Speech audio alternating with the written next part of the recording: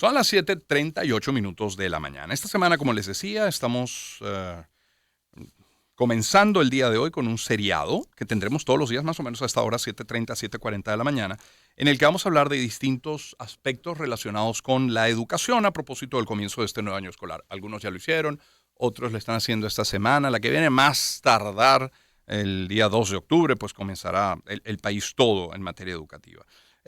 ¿Y cómo comenzar? Bueno, hablando de la calidad de la educación, creo que es lo oportuno. Y luego hablaremos de otras aristas, seguridad e incluso vialidad será un tema que vamos a tratar esta semana. Pero primero la calidad de la educación. Y por eso hemos querido invitar nosotros al estudio a Mariano Herrera, PhD en educación, especializado en políticas públicas de la educación, profesor de posgrado en distintas universidades de formación docente en América Latina. Doctor Herrera, Mariano, bienvenido. ¿Cómo está? Feliz día. Muchas gracias, encantado de estar aquí. Bueno, lo primero, ¿cómo describir el pensum escolar actual, el que tenemos hoy? ¿Qué cambios necesita? ¿Qué cambios son necesarios? Sí, bueno, hay que saber dos cosas. O sea, la primera es que el factor más importante para mejorar la calidad de la educación no es el currículo, no es el pensum. El techo de la calidad de la educación es el desempeño de los docentes. Claro. Por lo tanto, lo más importante, digamos, casi que es el currículum de formación docente. Claro, exacto. Eso es así. Claro. Pero también es muy importante el currículum porque el currículum es el mandato que tiene la escuela de parte de la sociedad que contiene los contenidos, los conocimientos. Los contenidos son conocimientos y valores que la sociedad necesita que los egresados del sistema educativo obligatorio dominen y utilicen en su vida cotidiana, por una parte para ser productivos y por otra parte para ser integrados a la sociedad, para integrarse tanto desde el punto de vista social y cultural como desde el punto de vista económico, ¿no? Entonces, eso, digamos, son las dos grandes áreas, conocimiento y valores. Si vamos por valores, bueno, los valores tienen que ser los que son comunes en una sociedad democrática, porque estamos en un país democrático, y por otro lado, generalmente los que se llaman como morales, del ámbito moral, que no es lo mismo que la ciudadanía, pero sí tienen ámbitos muy comunes, que son la responsabilidad y, muy importante, la honestidad. Por otra parte, dentro de la democracia está lo que se llama el respeto al Estado de Derecho, normas y leyes, ¿no? Y todo lo que tiene que ver con el no aceptar, por ejemplo, golpes de Estado de militares, ¿no? Esos son valores. ¿Sí? Dentro de las escuelas cristianas hay otros valores, pero que no son los obligatorios para todos los ciudadanos, son para los que desean que sus hijos sean católicos o cristianos, ¿no? Bueno, y desde el punto de vista de conocimiento, pues el conocimiento hoy en día está esencialmente dominado por la ciencia y la tecnología. No todo, pues, por supuesto, hay conocimiento en literatura, hay conocimiento de otras áreas, ¿no? Hasta de filosofía, pero el conocimiento, digamos, más serio que hay, por decirlo de alguna manera, más confiable, es el producido por la ciencia, ¿no? Entonces, esa tiene que ser una parte grande del contenido. Entonces, eso hace muchísimos años que en Venezuela está muy retrasado, estas dos áreas, tanto el dominio de conocimientos como el dominio de valores. En esas dos áreas, Venezuela tiene mucho atraso en todos los niveles. Primaria y secundaria. Preescolar están menos atrasados, porque ha habido... Preescolar menos. Sí, atrasado. Sí, okay. Porque preescolar tiene una serie de elementos que ayudan, que es que el currículo es muchísimo más flexible, está mucho más relacionado con el bienestar del niño y mucho menos con conocimientos científicos y otros temas. Son menos años también. Son menos años. Cosa, claro. Y hay una cosa muy importante que es que, si me permiten los demás docentes, y ojalá que me perdonen lo que voy a decir, pero son los mejor formados de Venezuela. Es decir, el nivel educativo donde salen mejor formados los docentes es el nivel de preescolar, ¿no? Por muchas razones, pero es la realidad. O sea, salen muy bien formados los maestros. Y entonces el currículum importa menos. Es decir, los maestros están muy bien preparados para saber trabajar con estos niños.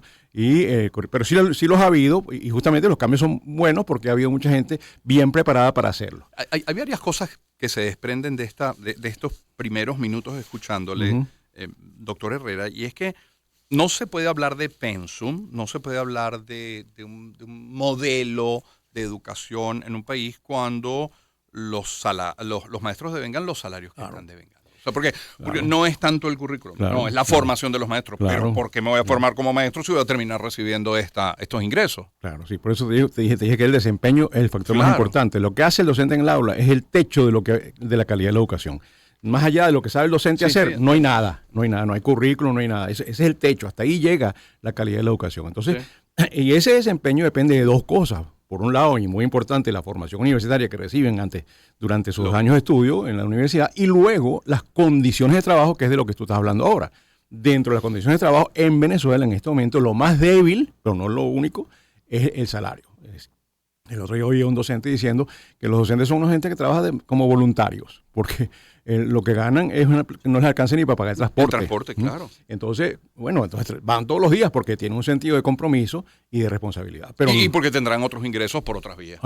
Pero no cómo. Exactamente, pero entonces eso lo que hace es que sean voluntarios en educación. Sí, esos ingresos vienen por otro lado. A lo mejor tú también tienes tus ingresos en un sitio, pero los fines de semana te dedicas a algo comunitario o alguna cosa que no te pagan. Bueno, eso es trabajo voluntario. Bueno, eso es así. Entonces, esas son condiciones de trabajo que son, en primer lugar, en este momento en Venezuela, muy, digamos, el factor más importante es el salario, pero no es el único. Condiciones de trabajo también es cómo está tu escuela, cómo es tu director, cómo es tu relación con los colegas, cómo está la infraestructura, la dotación, una serie de elementos que están más allá del sueldo y que también importan y sobre todo hay un tema muy importantísimo que tiene muchas profesiones, que es una posibilidad de estar actualizado de manera permanente. Sí. Un médico se actualiza permanentemente de muchas formas, va a congresos, recibe revistas actualizadas científicas, ve videos de YouTube que le envían la revista o la asociación a la que pertenece, está permanentemente actualizado, lo mismo son los ingenieros, incluso los abogados, ¿no? Entonces, pero eso no está pasando en educación. Los maestros no tienen esa posibilidad de actualizarse permanentemente porque, primero, si lo hicieran, costaría dinero en la universidad o en cualquier otra cosa. Y segundo, tendría que haber un sistema para eso del Ministerio de Educación o descentralizado o de sector privado que le ofreciera cursos, revistas, materiales, manuales, etcétera. Pues eso no está pasando. Así en forma genérica no está pasando. Entonces, digamos, ese subtema, condiciones de trabajo, es sueldo más todo esto que estoy diciendo, ¿no? De todo eso está en este momento atentando contra lo primero que mencionaste tú, que es la calidad de la educación. Y la calidad de la educación es simple y llanamente qué tanto aprenden los niños cuando van a la escuela. Los niños son todos los alumnos, desde preescolar hasta secundaria, ¿no? Que es todo lo que es obligatorio. Entonces, y de aprender, quiero que dediquemos algunos minutos en esta conversación, pero no quiero pasar a esos otros aspectos de este tema central del día de hoy. Primero en nuestro seriado, doctor Herrera, sin antes escuchar a Leonardo Carvajal. Le llamamos a Leonardo Carvajal, es profesor e investigador también de la Universidad Católica Andrés Bello, y le preguntamos sobre el pensum, nuestro currículum, pero los cambios que deberían hacerse sobre él. Esto fue lo que nos dijo.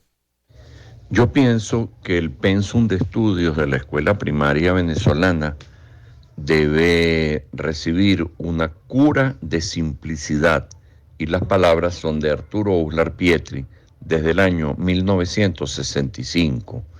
Y en eso coincide el padre José María Velas, el fundador de Fe y Alegría, con Uslar Pietri. Ambos postulaban una escuela primaria sin tanto adorno, sin tanto contenido, sin tanta materia que pasa como una nube sobre la cabeza del alumno, que decía el padre Velas. ¿Por qué? Porque se ha tratado de colocar desde hace ya 50 años más de 1000 objetivos de conocimiento. Y eso es una barbaridad porque equivale que en cada año escolar de primero a sexto habría que trabajar prácticamente un objetivo de conocimiento por cada día de actividades. Y eso no es correcto, porque así como el atleta forja, digamos, sus músculos, sus habilidades, su velocidad, etcétera, ejercicio tras ejercicio, no es correcto que para las habilidades mentales, intelectuales, el niño vaya pasando cada día un nuevo objetivo. El que mucho abarca, poco aprieta. Hay que focalizar, hay que centrar, hay que lograr que la escuela primaria venezolana vuelva a dar, digamos, unos resultados como daba hace varias décadas, con dominios básicos de aprender a leer, aprender a escribir, aprender a leer no solamente en voz alta, que no lo saben hacer, sino aprender a leer con sentido, es decir, entendiendo lo que se lee, el dominio de las operaciones básicas matemáticas, el dominio de las fracciones, de los quebrados, de los tantos por cientos, de la dimensión matemática básica, el dominio de la historia. Volvamos a centrar la escuela, focalicemos, centrémonos, creo que eso nos permitirá obtener mejores resultados. Es la voz de Leonardo Carvajal, profesor, investigador de la Universidad Católica Andrés Bello. Doctor Mariano Herrera nos acompaña en el estudio. Mencionaba usted y mencionó Leonardo ahora la palabra, el verbo, el término aprender, y que el éxito de un modelo educativo, de un currículum, está en la cantidad de cosas que ese niño termina aprendiendo. Pero si yo pudiera elegir como padre, ya me pongo en el papel de padre, si yo pudiera elegir, yo quiero un niño, unas niñas, mis hijos, que aprendan a pensar, a analizar, que puedan discernir y que no se conviertan en repetidores de esta gran nube gris de la que hablaba Leonardo precisamente ahora. ¿Alguien está pensando hoy en Venezuela en ese modelo? ¿Está apuntando a tener una educación que si tuviera, bueno, los ingresos y la infraestructura y todos los demás supuestos bien firmes como base? ¿Alguien está pensando en el modelo educativo? Sí, bueno, por supuesto que sí. En Venezuela, bueno, ahí están las universidades. Yo conozco particularmente porque estoy en ella, en la Universidad Metropolitana, y trabajo muy de cerca con personas como Leonardo Carvajal y otros en la Católica y con otras personas como el padre Luis Ugalde y otros. Por supuesto que se está pensando en esto y muy en términos de lo que acaba de decir Leonardo, es decir, ¿qué es lo que hay que aprender? Aquello que permite luego desenvolverse en todos los demás conocimientos. Eso es lo más importante, lo básico, y tener una cosa que se llama pensamiento crítico. El pensamiento crítico no es que yo sepa criticar cualquier cosa o que yo critique la sociedad. No, tú no puedes criticar un arte que no conoces, tú no puedes criticar la enseñanza de chino si no sabes cuáles son los métodos de enseñanza de chino. Es decir, cómo tú criticas lo que no sabes. Y entonces eso es lo mismo con cosas como aprender a leer, que es lo básico. Tú tienes que aprender a leer y aprender a comprender lo que lees. Y fíjate una cosa curiosa. Nadie puede aprender a leer. No es que nadie no puede aprender. Es más fácil aprender a leer comprendiendo lo que lees si has oído hablar de lo que lees. Es decir, aquí hay una cosa muy sencilla. Le pasaron una prueba a una gente que salía muy bien en comprensión de la lectura, unos muchachos de cuarto o quinto grado, y otros niños que no sabían, y otros que no sabían qué es tanto leer. Pero la prueba era sobre cómo es el béisbol. Y entonces tenía que responder sobre qué pasó en esta jugada y lo otro. Los que no sabían leer, pero sabían de béisbol, salieron mucho mejor que los que se leían muy bien, pero no sabían de béisbol. Claro, entiendo. Entonces, tú tienes que saber del tema para poder entender lo que lees sobre ese tema. Claro. Y para saber del tema, el maestro te tiene que hablar de cosas que a lo mejor no se hablan en tu casa. Porque a lo mejor tu papá no es un fanático del béisbol, sino de otra cosa. Entonces, y eso es con cada tema. Entonces, sobre esto hay en Venezuela bastantes cosas que se están avanzando. Yo estoy en este momento en la Universidad Metropolitana con un programa que se llama Leo, Juego y Aprendo. Claro. Y estamos ahí avanzando. Eso es un programa curricular, eso tiene que ver con el currículum. Tenemos un contenido para los alumnos de primero y segundo grado que va luego hacia tercer grado, o sea, vamos viéndolo en el futuro, en donde garantizamos que el niño en 18 semanas, porque no se aprende de un día para otro, como dice Leonardo, en 18 semanas, no el día que empiezas a aprender a leer, aprendiste. Sí. En 18 semanas aprendes a leer, es decir, a saber que cuando dice C-A-S-A, eso dice casa. Luego aprendes a comprender lo que lees y luego empiezas a leer lo que necesitas comprender. Ahora, a mí me queda clarísimo, y porque tenemos la experiencia de tantos años conversando con personas como ustedes, que sí se piensa en las universidades, pero lo piensan los ministerios encargados del Ministerio de Educación, el Ministerio de Educación Universitaria. ¿También están empeñados en eso, en pensar una mejor educación? Yo no tengo mucho contacto con lo que está haciendo el Ministerio de Educación. Sé que esta semana que viene, que empieza hoy, mejor dicho, hay una capacitación de docentes un poquito rápida, porque es una semana con 2 horas por tema y eso, y han llamado a algunas universidades, incluso a nosotros en la Universidad Metropolitana y también a otras, ¿no? Entonces, bueno, pero son cosas sencillas, pero ya es algo, ya es una indicación de que, bueno... ¿Que no se hizo el año pasado? No, el año pasado nosotros no lo supimos, por lo menos, ¿no? Entonces, estamos en eso empieza mañana, para que tú veas, y hay cosas estas. Entonces, yo sí creo que hay un interés relativamente importante, porque está empezando a surgir en esto que estamos hablando, ¿no? Que es cómo apoyarse entre sector público y sector privado, por ejemplo, para este tipo de cosas. Es decir, mejorar la calidad en los primeros grados de primaria y luego ir hacia más arriba, ¿no? Y entonces, eso es un tema. Y por otro lado, pues está ese asunto del cambio de currículum que hay en general, como una propuesta del Ministerio de Educación, que también indica pues que hay una preocupación, porque por ejemplo, una de las cosas que se ha evaluado hace mucho tiempo, que yo no he visto los resultados, es cuánto la gente, digamos, cree en la ciencia o se basa en algo que puede ser el pensamiento científico para sus creencias. Y eso estaba muy bajo en Venezuela. ¿Por qué? Porque no se enseña ciencia en Venezuela. Lo enseñas en tercero, cuarto, quinto año de bachillerato, pero en primaria prácticamente nada, y los primeros 2 años o 3 de bachillerato, 0, ¿no? Apenas una materia de ciencias naturales con muy poco contenido esencial, no contenido como el que dice, porque el contenido que dice Leonardo Carvajal sí está, que es miles de conocimientos sobre muchos temas en los que no les queda nada al niño.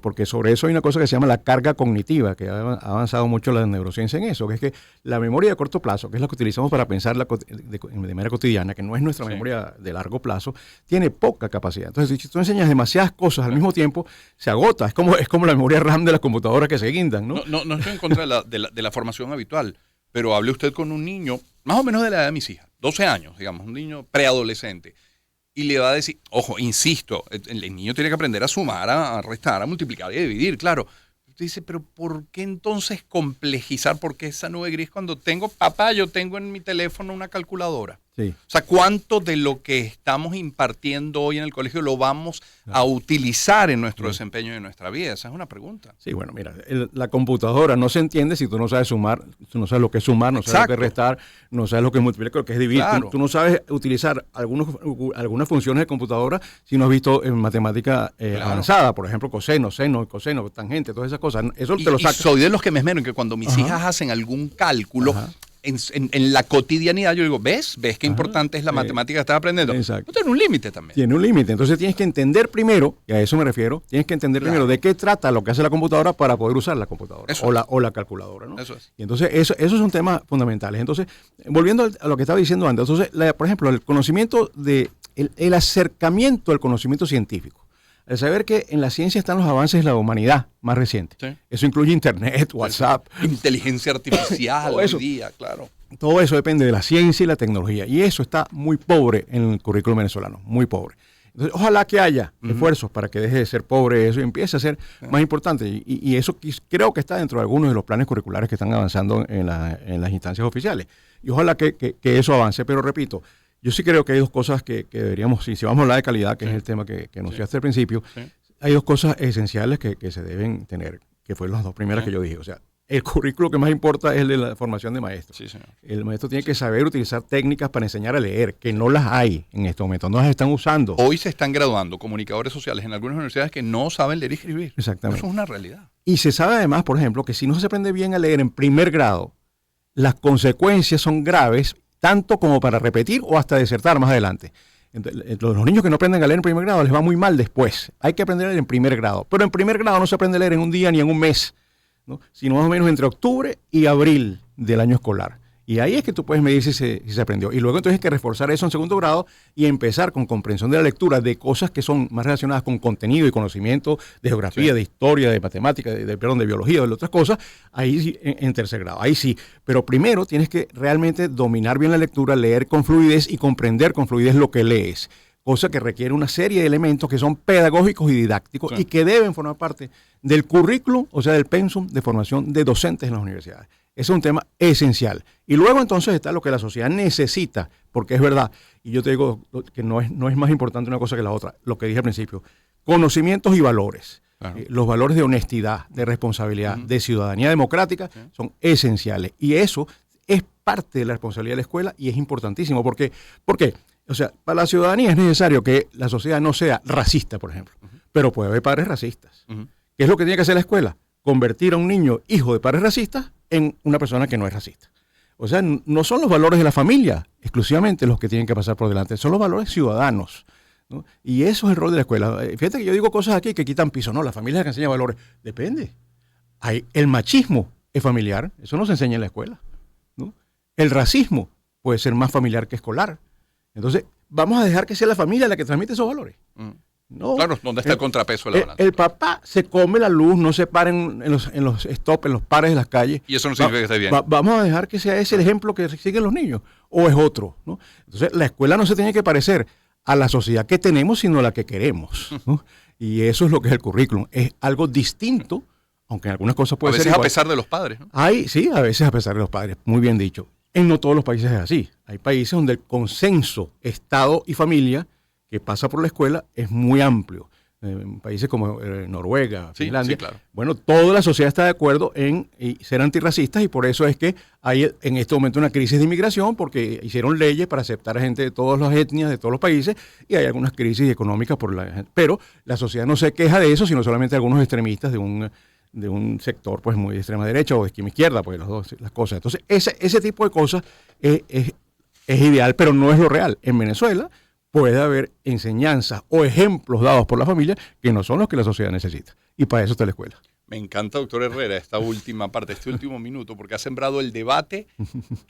Pero es que lo estoy viendo en mi teléfono, que lo tengo abierto, nada más en mensajes de WhatsApp. Es que no estoy hablando ni siquiera de redes sociales. Lila Vega, William Paz Castillo, o sea, además felicitando por su intervención esta mañana, cosa que agradezco y que es un muy buen primer paso de este seriado, repito, que tendremos toda la semana, eso a las 7:30, 7:40 minutos de la mañana, hablando mañana y hasta el domingo de otros aspectos de la educación. Gracias, doctor Herrera, por acompañarnos. No, gracias a ti por esta invitación. Qué buen mensaje.